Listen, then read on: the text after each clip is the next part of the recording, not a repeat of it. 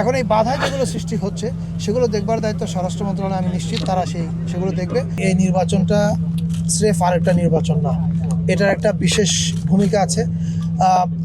দীর্ঘ 3 টার্ম বাংলাদেশের মানুষ ভোট দিতে পারে নাই, তারপরে 24-এ একটা বড় গণ অভ্যুত্থান হয়েছে এবং গণ অভ্যুত্থানের পরের সরকার হচ্ছে আমরা। মানুষ এই ভোটের মধ্য দিয়ে, আপনারা আমাদের যে কমিউনিকেশন ম্যাটারগুলোতে যেটা দেখেছেন, মানুষ এই ভোটের মধ্য দিয়ে দেশের মালিকানা বুঝে নেবে।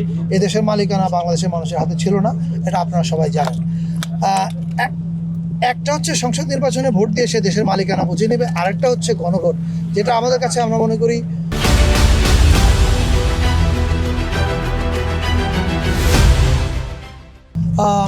খুবই গুরুত্বপূর্ণ। হয়তোবা সংসদ নির্বাচন গুরুত্বপূর্ণ এই অর্থে যে এটা আমাদের ভবিষ্যতের বাংলাদেশের পথরেখা নির্ধারণ করবে। এই কাজটা মানে এই দুইটা নির্বাচন যেন মানুষের কাছে আমরা মেসেজটা পৌঁছাতে পারি, সেই মেসেজ পৌঁছানোর জন্য এই ভোটের গাড়ি কার্যক্রম চলছে এবং একই সঙ্গে তথ্য মন্ত্রণালয় অনেকগুলো কার্যক্রম করছে, এটা রেজান আপা একটু পরে বলতে শুনবেন। আমরা বিশ্বাস করি অনেক বাধা আসবে, বাংলাদেশ গণতান্ত্রিক ধারায় যাক, এটা যারা চায় না তারা নানা রকম বাধা সৃষ্টি করবে। আমাদের এই বাধা অতিক্রম করে নির্বাচনের দিকে আগাতে হবে। এখন এই বাধা যেগুলো সৃষ্টি হচ্ছে সেগুলো দেখবার দায়িত্ব স্বরাষ্ট্র মন্ত্রণালয়, আমি নিশ্চিত তারা সেগুলো দেখবে।